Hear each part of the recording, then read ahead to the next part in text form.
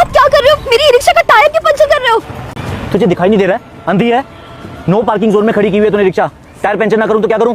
साहब यहाँ तो कोई नो पार्किंग का बोर्ड नहीं लगा है। मैंने अच्छे से देखा था। और साहब मैं तो सिर्फ 2 मिनट के लिए अपने बच्चे के लिए दूध लेने गई थी बस। वो सब मुझे नहीं पता। तू इस रिक्शा को ऐसे रोड पे खड़ी नहीं कर सकती। रुक जा, मैं तेरा चालान ही काटता हूँ। साहब किस बात का चालान? लेकिन मेरे पास तो ई रिक्शा चलाने के सारे कागजात हैं और लाइसेंस भी है। लगता है तू ऐसे नहीं मानेगी। बेटा तू इस जिंदगी में कभी भी सक्सेसफुल नहीं हो पाएगा अगर तूने इस वीडियो को लाइक और सब्सक्राइब तक नहीं किया तो।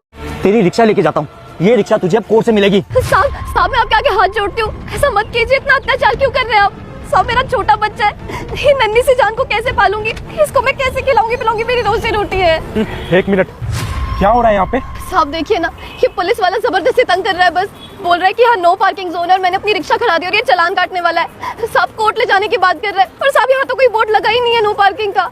अच्छा, यहाँ पे कोई नो पार्किंग जोन नहीं है, तो आप किस बात का चालान काट रहे हैं इसका? ओ हेलो, बेहतर होगा कि इस मामले से दूर रहेगा तू। चल निकल यहाँ से। अच्छा, और आपके लिए बेहतर ये होगा कि आपने ये जो हथौड़ी और कील पकड़ी हुई है ना अपने हाथ में, इसे छोड़ दें, समझे? तू एक पुलिस वाले को धमकी दे रहा है? जी नहीं, आपका सीनियर होने के नाते आपको ये सजेशन दे रहा हूँ कि ज्यादा देर अगर ये हथौड़ी और कील आपके हाथ में रही ना तो मैं आपकी ये भर्ती उतरवा सकता हूँ। सीनियर? आप कौन है सर? इस एरिया का SDM हूँ मैं। सर साहब आप इस एरिया के SDM है? आपने तो कभी बताया ही नहीं। आप तो रोज मेरी रिक्शा में आते जाते हैं। बता सकता था, लेकिन उस दिन जब मेरी कार खराब हुई और मैं तुम्हारी रिक्शा में आके बैठा तब। वैसे तुम अपने बच्चे को ऐसे साथ में लेकर रिक्शा क्यों चलाती हो? क्या करूँ साहब, मेरा पति यानी कि इसका बाप एक नंबर का नशेड़ी था। वो रोज मारपीट करता, गाली गलौज करता मेरे साथ। मुझे डर था कि किसी दिन वो मेरे बच्चे पे हाथ ना उठा दे। कब तक ये सहन करती? इसलिए मैंने एक दिन घर छोड़ा और अपने बच्चे को लेकर आ गई।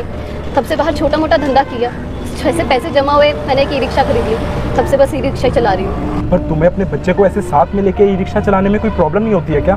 साहब हम गरीब लोग ना मुसीबतों में ही पैदा होते हैं, पर इसलिए मुसीबत ना साहब बाहर वाले लोग देते हैं। कभी कोई सवारी ऐसी मिल जाती है जो पूरा किराया देकर नहीं जाती है, कभी कोई पुलिस वाला मिल जाता है जो बेवजह तंग करता है। साहब पर ये सारी मुसीबतें मैं ना आराम से सहन कर सकती हूँ, क्योंकि मैं चाहती हूँ कि ये नन्ही सी जान मेरा बच्चा बड़े होकर एक बहुत बड़ा आदमी बने।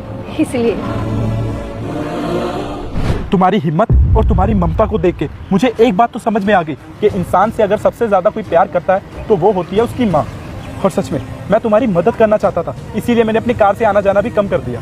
साहब आपने मेरे बारे में और मेरे बच्चे के बारे में इतना सोचा, तो बहुत बहुत शुक्रिया। शुक्रिया तो तुम्हारा है जो तुम अपनी माँ होने का फर्ज इतने अच्छे से निभा रही हो। तुम उन औरतों के लिए मिसाल हो जो कि अपनी जिंदगी से हार चुकी हैं। सच कहते हैं जिंदगी ना एक जंग है और उससे जीतता वही है जो उससे लड़ता है, और तुम अपनी जिंदगी से बखूबी लड़ रही हो।